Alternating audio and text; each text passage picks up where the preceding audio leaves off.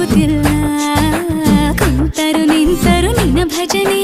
ಬೇರೆ ಕೆಲಸನೇ ಇಲ್ಲ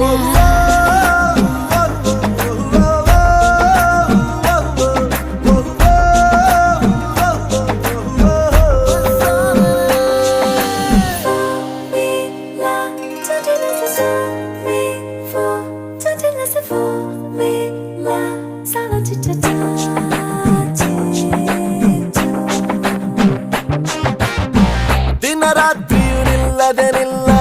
ನಿನ್ನ ಜಾತ್ರೆಯು ಸಾಗಿದೆ ಇದಕ್ಕೊಂದು ಪರಿಹಾರ